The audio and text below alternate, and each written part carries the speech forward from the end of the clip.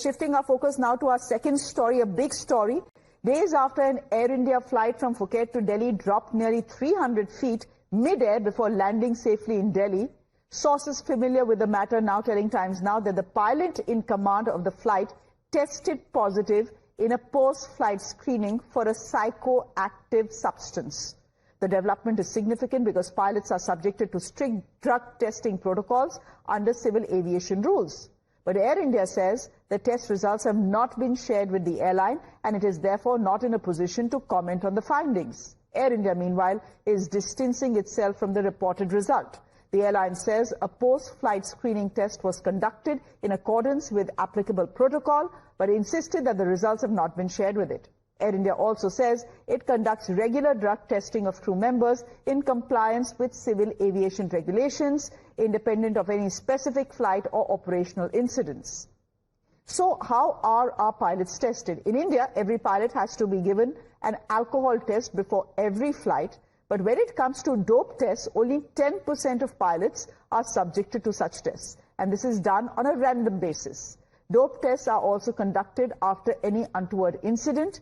Critics argue that the punishment for failing dope tests are also too lenient in India, and a pilot is only taken off duty for, say, 6 months and sent to a rehabilitation program. In other countries, especially in the Gulf, pilots are even terminated for failing the dope test. But in India, that doesn't appear to be the case.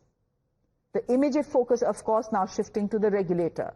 Was this an initial screening result or a confirmed finding? What substance was allegedly detected? And what action, if any, will follow against the pilot?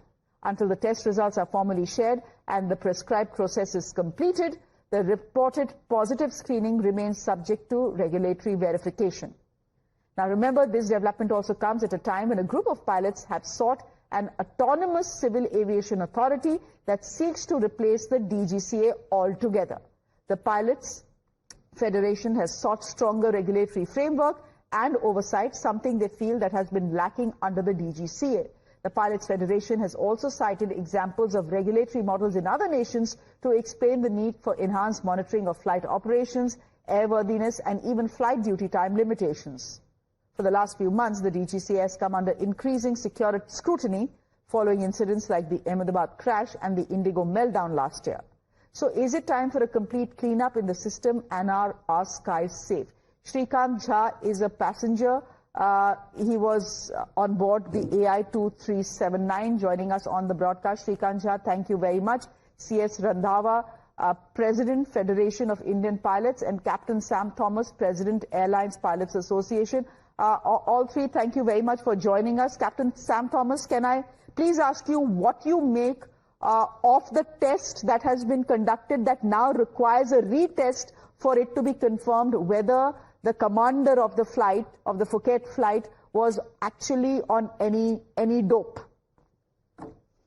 Ma'am, good evening to our panelists as well. Firstly, we need a little bit of time to explain this sequence of happenings that have taken place. In the last 48 hours or so, every media channel has gone to town saying that there's been turbulence and turbulence-associated injuries.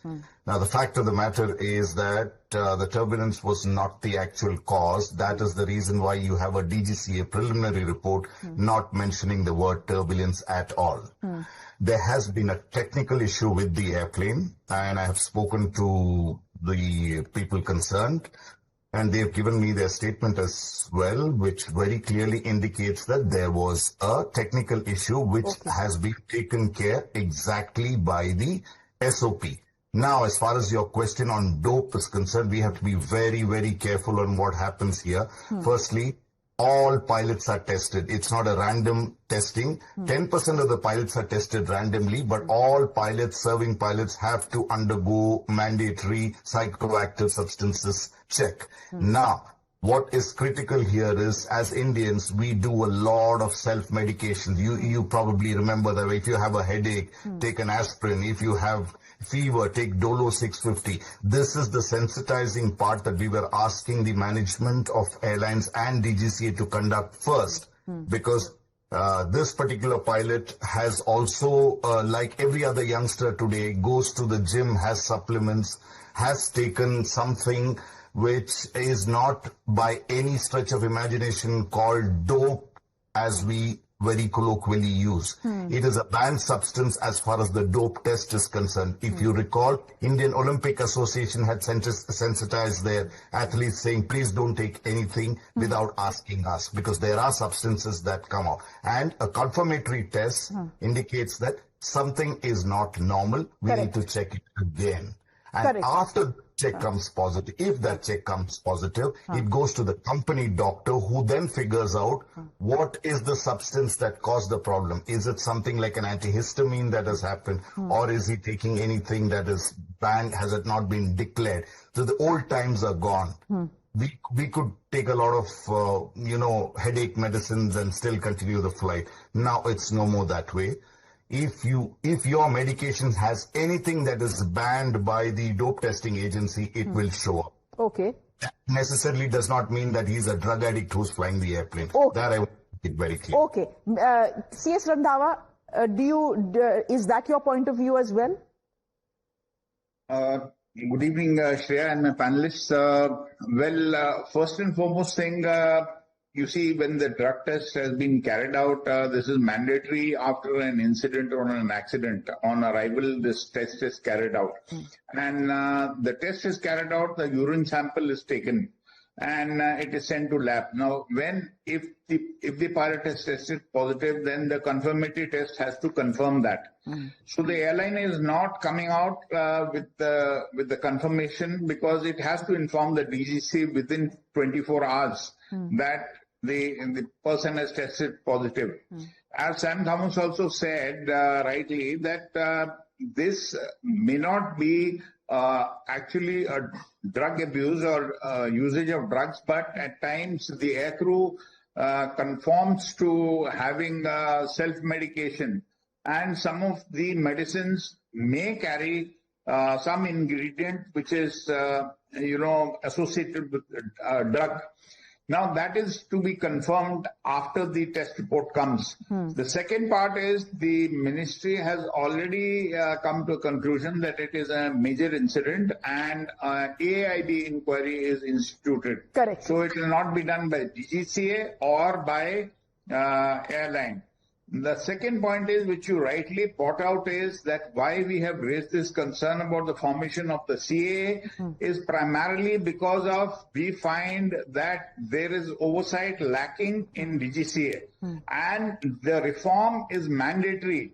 And imagine that 2014, this bill was tabled in the Lok Sabha, and 15th Lok Sabha got dissolved, and nothing happened. The funniest part is 12 years have passed, and so many ministers have come in civil aviation and gone, and no one even has looked into any account. Every possible document is available with Ministry of Civil Aviation. Okay. So why are they not allowing the CA to be formed? Okay. Shrikant Jha, as someone who was on that flight, you are listening to this point of view come in, but the fact is that 17 people were injured. What happened, this 300 feet drop, altitude drop, it did manage to rattle passengers who were on board. As I said, 17 people, including crew members, were injured. What do you make of all this discussion that is going around what you went through? Yeah, absolutely. So first of all, thanks for giving me the opportunity to be here. And first of all, I agree with both gentlemen. They are both experts of aviation and they know their game. I'm not an aviation expert, so I can't say or defend what they're saying. I would agree with them about the medicine or even flying, all the things that they said. What my perspective is as a flyer, I'm a very avid flyer. My family, we live in US and we travel a lot between US, India, and globally and locally everywhere. And my perception was looking at the pilot, the way he was dressed. Initially, when he was going into the cockpit, we saw it before, and even after he came out after the incident, it just felt the demeanor wasn't of a dignified pilot. Again, it's very subjective, and that's why we still decided to take the flight, because we trusted the processes. And as the captain gentleman said, that all of the pilots are tested before they take the flight, so that's why we trusted them to have been tested, and we ignored the demeanor. But what was surprising to me was after the incident happened, which is after that 300 feet drop where people got injured, they got hurt. And when the pilot, they spoke to the passengers through the cockpit, there was zero empathy, there was zero asking about how people are doing or zero explanation about what had happened. It was mostly around things that he spoke about was, hey, using terms like a boss, don't take any photos or videos, don't post it on social media, baat ka batangad ban jata hai, and it'll all go and escalate and you will suffer and we will suffer. And it just felt it wasn't a dignified pilot level communication that normally we grew up knowing that pilots and captains and senior positions in aviation and airlines, they are respectful, they are very dignified positions. And so it just felt it wasn't very dignified of him to say things the way he said. And that doesn't confirm any intoxication and all. And as Captain and the other gentleman, Mr. Randhawa said, it should come out of the testing. Captain Sam, this is a passenger speaking. Absolutely.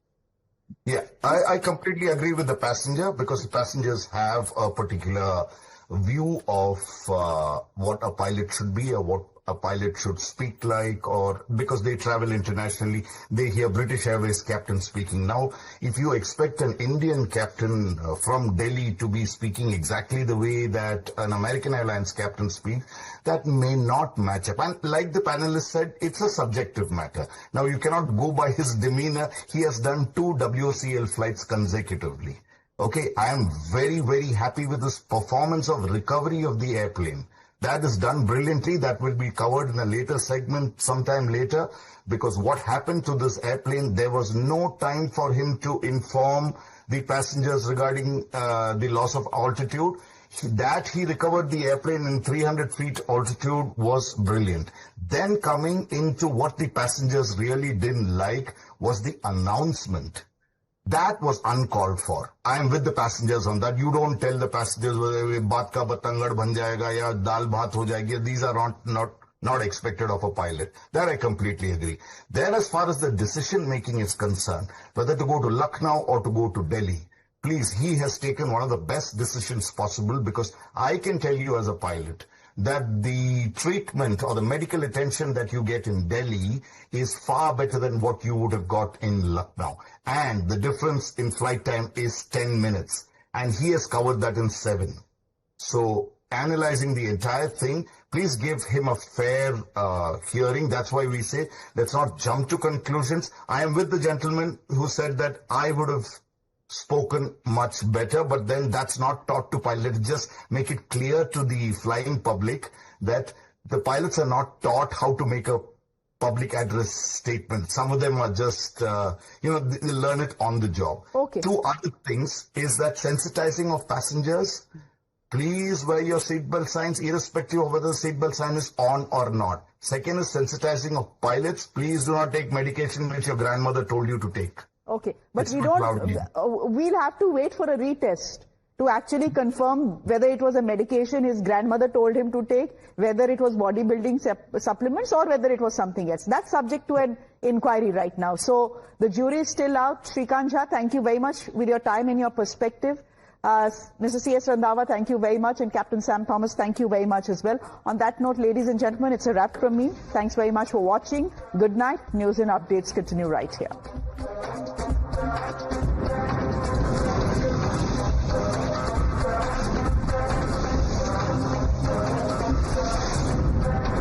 The Newshour Special Edition.